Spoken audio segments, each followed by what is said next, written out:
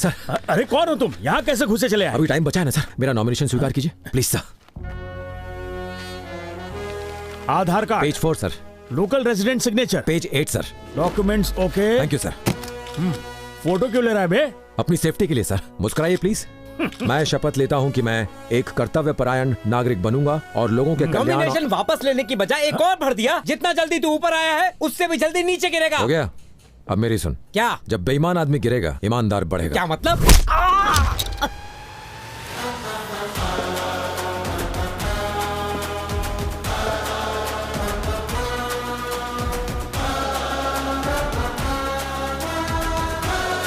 भाई उसने तो एक और सीट से पर्चा भर डाला। क्या? पब्लिक के सामने उसे हाथ मत लगाना, मैं बाद में देख लूंगा।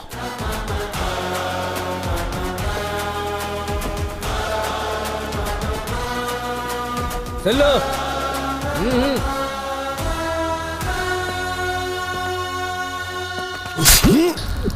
भाई मलिक ने उस पर हमला कर डाला। क्या? तू मरेगा नहीं, हम लिवर बचा के मारे हैं, लेकिन अब तेरे एमएलए बनना निश्चित है। पदम प्रताप को लगता है कि हम सड़क छाप हैं, हमको राजनीति नहीं आता। जनता जानती है कि हम उस प्रताप का आदमी हैं। तुझे इस हमले से बहुत सहानुभूति मिलेगी। हम तो जेल जाऊंगा, लेकिन तू एमएलए की कुर्सी पर जरूर बैठेगा। ऑल द बेस्ट भाई।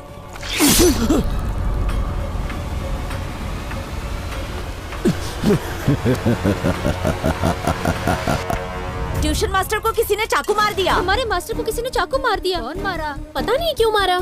एमएलए का इलेक्शन लड़ रहा था, किसी दुश्मन ने मारा होगा। फिर भी हम तो वोट मास्टर को ही देंगे। आज की ताज़ा खबर, विधानसभा चुनाव के नामांकन का आज आखिरी दिन था। चेन्नई के शांति नगर क्षेत्र में विजय राघवन, जो अपना नामांकन पत्र जमा करने आए थे, उन पर रूलिंग पार्टी के आदमियों ने चाकू से बुरी तरह हमला कर दिया। अगर तुम लोगों ने उसे ना छेड़ा होता तो वो एक ही सीट पर खड़ा होता।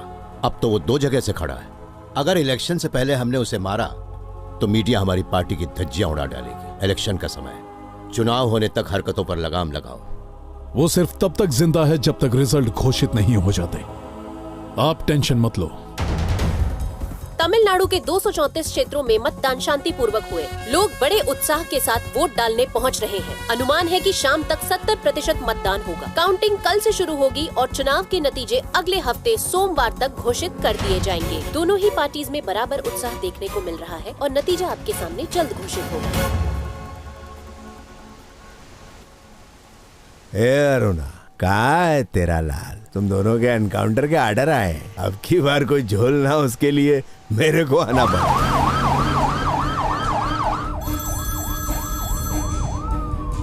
हेलो सर, अन्ना नगर और रॉयलपुरम जो हमारी पक्की सीटें हैं, वहाँ इलेक्शन कमीशन ने काउंटिंग रुकवा दी है सर। आज जहां एक और तमिलनाडु में मतगणना शुरू हो चुकी है, वहीं दूसरी ओर इलेक्शन कमीशन ने अन्ना नगर और रोयापुरम में वोट काउंटिंग रुकवा दी है। टीएमके लीडर और चीफ मिनिस्टर राजा रत्नम पार्टी ऑफिस की ओर निकल चुके हैं। नेताजी की जय हो। हमारा नेता कैसा हो? राजा रत्नम जैसा हो। इलेक्शन कमीशन ने 2 जगह पर काउंटिंग रुकवा दी है। आपकी पार्टी पर इसका क्या असर पड़ेगा? हम जानते हैं कि ये विपक्ष और केंद्र की मिलीभगत। हम ये भी जानते हैं कि इस बार भी हमारी जीत निश्चित है। आप भी देख लीजिए।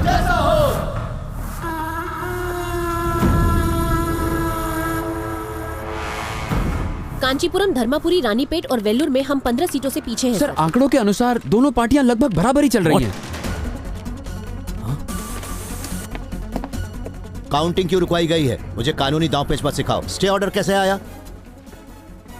बोलो, सब ठीक चल रहा है ना? जी अभी तक तो ठीक है, लेकिन विपक्ष अभी भी 25 सीटों पर आगे है। अगर ऐसा ही चलता रहा तो वो सीटें विपक्षी पार्टी ले जाएगी। हमें लगा था कि हम 130 सीटें तो निकाल ही लेंगे, लेकिन अगर दोनों पार्टियां 115 सीटें जीतती हैं तो हंग असेंबली मतलब त्रिशंकु सरकार। 2 सीटों पर काउंटिंग रोक दी गई है। बची 2 और सीटें जिन पर हमें गठजोड़ करना होगा, तभी हम सरकार बना पाएंगे। बचे हुए 2 कैंडिडेट्स को हमें अपनी सरकार में लेना ही होगा। कौन है वो? विजय राघवन। सर, बहुमत के लिए हमें 234 में से 118 सीटें चाहिए, लेकिन दोनों पार्टियां 115 पर अटक गई हैं। बची 4 सीटों में से 2 पर काउंटिंग रुक गई है। इंडिपेंडेंट उम्मीदवार विजय राघवन भारी बहुमत से अपने दोनों सीटों पर आगे चल रहे हैं। मतलब जो पार्टी विजय राघवन को अपनी तरफ ले आई, सरकार वही बनाएगी। रुकी हुई काउंटिंग वाली सीट के रिजल्ट घोषित करने में 1 हफ्ता लग सकता है। सबसे पहले विजय राघवन सर ने यहाँ पर मुझसे बात की थी और आज हमारे मास्टर को विजय प्राप्त होगी।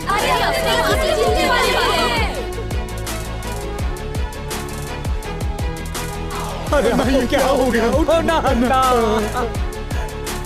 इंडिपेंडेंट उम्मीदवार विजय राघवन की मां एक समय कलेक्टर हुआ करती थी और उनका सपना था कि उनका बेटा IAS अफसर बने। विधानसभा चुनाव के वोटों की गिनती लगभग खत्म होने आई है। आजाद उम्मीदवार विजय राघवन जो वार्ड नंबर 45 के काउंसलर थे, वो अपनी दोनों चुनावी सीटों पर आगे चल रहे हैं। फिलहाल इन दोनों सीटों पर विपक्षी और रूलिंग पार्टी दोनों की नजर है। विजय राघवन की जीत निश्चित मानी जा रही है। दोनों बड़ी पार्टियों में सरकार बनाने के लिए खींचातानी जारी है। एक्स काउंसलर विजय राघवन के हाथ में एक बहुत बड़ी जीत आने वाली है और इसके लिए उनके प्रशंसकों के बीच में गाड़ी नहीं है, लेकिन बाल इतने लंबे क्यों रहे हैं? इतना लंबा क्योंकि एकदम लड़की वाला दिखता है। आंकड़ों के हिसाब से सुल्लू भाई खड़े और तुम लोग बैठे हो, चलो उठो। बैठ जाओ, अपन को अकेले छोड़ दो। ऐसा लगता है कि विजय राघवन की 2 सीटों पर विजय पूरे तमिलनाडु के इतिहास को दोबारा से लिख देगी। इससे पहले कि हम उससे बातचीत शुरू करें, हो सकता है कि विपक्ष उससे हाथ मिला ले। उनके दल में जो हमारा खबरी शामिल है उससे पता लगाओ। सर, ये लोग विजय राघवन को फोन ट्राई कर रहे हैं। सर, वो विजय राघवन से संपर्क करने की कोशिश कर रहे हैं, लेकिन वो फोन नहीं उठा रहा। सर, विजय राघवन से संपर्क करने की कोशिश कर रहे हैं, लेकिन वो फोन नहीं उठा रहे। मीडिया कह रही है कि दोनों पार्टी की सीट्स बराबर है, इसलिए शायद गवर्नर रूल लागू हो जाएगा। पावर ना तो गवर्नमेंट के हाथ में जानी चाहिए और ना ही किसी भी सूरत में विपक्ष के। और काउंटिंग क्यों रुकी है? सर, उन्होंने चालाकी से स्टे ऑर्डर तो लाया है, हम उनसे निपट लेंगे, लेकिन कम से कम 1 हफ्ता लगेगा। मतलब इतने दिन बिना पावर के रहे? क्या विजय राघवन अपनी दोनों सीटों पर आगे है? हाँ सर, शांति नगर और वेलाचेरी में उसकी जीत पक्की है। क्या हुआ? सर, हमने विजय राघवन को कॉल किया था, लेकिन वो नहीं उठा रहा। कोशिश कर रहे हैं, थोड़ी देर में फिर करते हैं। समस्या तो यह है कि एक तरफ हमारी दोनों पक्की सीटों पर काउंटिंग रुक गई है और दूसरी तरफ इस लौंडे ने दोनों सीटों पर कब्जा जमाया है। हमें अपनी पावर नहीं खोनी। वो जांच बिठाकर हमारे आधे आदमियों को तो ऐसे ही खत्म कर देगा। उसे जो चाहिए उसे दो। जाओ, विजय राघवन से डील पक्की करो। जी सर। मैं सालों से इस दहलीज से बाहर नहीं निकली हूँ। मुझे फिक्र नहीं कि सूरज की किरणें मेरी तकलीफ बढ़ा देंगी। वो जख्म तो भर चुके, लेकिन मैं अपने गांव वालों के लिए कुछ नहीं कर सकी। ये जख्म अभी तक भरा नहीं। मैं इसलिए जिंदा हूँ क्योंकि मेरा दिल जानता है मेरा ये सपना तुम पूरा करोगे। मैं टीएम के पार्टी का कोषाध्यक्ष बोल रहा हूँ। सुना है कि तुम अपनी दोनों ही सीट में आगे चल रहे हो। बहुत अच्छी बात है। हम तुम्हें 30 करोड़ देने को तैयार है, भले ही कैश में ले लो। बस तुम्हारा सपोर्ट चाहिए हमें। कॉल रिकॉर्ड नहीं होगी, ये प्राइवेट नंबर है। वैसे चाहो तो 40 कर देते हैं, ठीक है? चलो 50 देते हैं तुम्हें। सरकार बनने के बाद 50 और मिल जाएगा, मतलब टोटल 100 करोड़। बोलो ठीक है? जो भी डील है एक मैसेज बनाकर भेजो।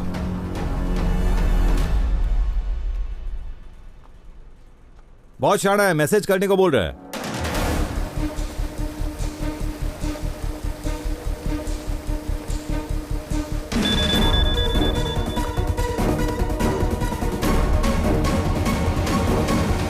पदम प्रताप, लगता है तुम्हारे पालतू कुत्तों और उसके बीच कोई लफड़ा हुआ था, जिसकी वजह से वो राजनीति में आया। आखिर हुआ क्या था? उसे कॉलेज में उसकी कुर्सी से लात मार कर गिराया था। हाँ, जानते हो उस कुर्सी के बदले में वो आज कौन सी कुर्सी मांग रहा है? चीफ मिनिस्टर की। सर, कोई भी ऐरा गैरा सीएम बन जाएगा। आप ही हमारे सीएम है सर। ऑपोजिशन के 5 एमएलए तोड़ लेते हैं सर। जिन 2 सीटों पर काउंटिंग रुकवा दी गई वो हम पक्का जीतेंगे, लेकिन जब उन सीटों के परिणाम घोषित होंगे, उन दोनों सीटों के रिजल्ट के बाद हमारी जीत निश्चित है। गवर्नर रूल लग गया तो नतीजा कुछ भी हो सकता है। इसलिए हफ्ते 10 दिन के लिए हमें सत्ता अपने हाथ में रखनी है। मेरा सीएम होना कतई जरूरी नहीं है, सत्ता पार्टी के हाथ में होना जरूरी है। क्या कह रहे हैं सर?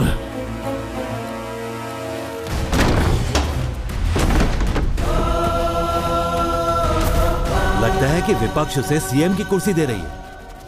ये प्रस्ताव हमने उसे क्यों नहीं दिया? उसने मना कर दिया सर। लगता है कि विपक्ष के साथ उसका कोई लफड़ा है।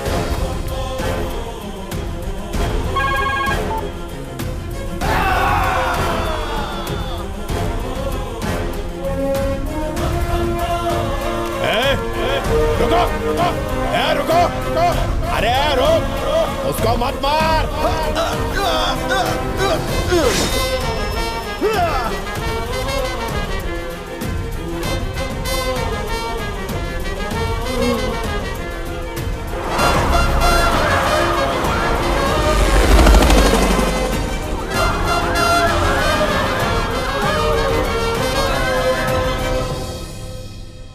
माँ, बाहर आ जाओ माँ।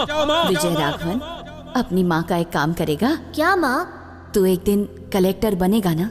कलेक्टर क्या है माँ, मैं तो उससे भी कुछ बड़ा बनकर दिखाऊंगा।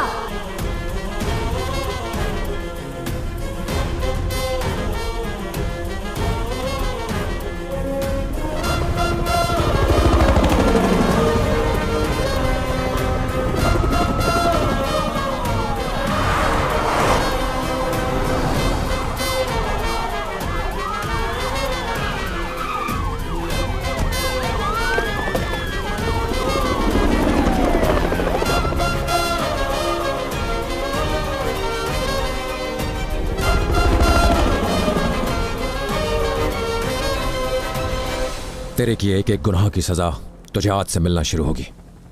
तुझे तड़पा तड़पा कर खत्म करूंगा। Arrest him.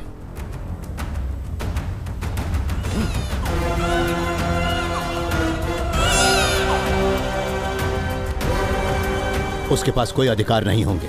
हम उसे डमी सीएम बनाकर रखेंगे। उसके साइन का कोई मूल्य नहीं होगा और ना ही उसके पास कुछ भी अप्रूव करने की ताकत होगी। वो भूखे शेरों के बीच में एक बकरी बनकर रहेगा। उसका इस्तेमाल करने के बाद हम उसे काट फेंकेंगे। तुम उसके साथ जो करना चाहते हो करो। वैसे उसकी माँ भी तो हमारी ही पार्टी से थी ना। खबर फैला दो कि बतौर इंडिपेंडेंट कैंडिडेट नहीं, माँ और बेटा एक साथ पुरानी पार्टी में लौट रहे हैं।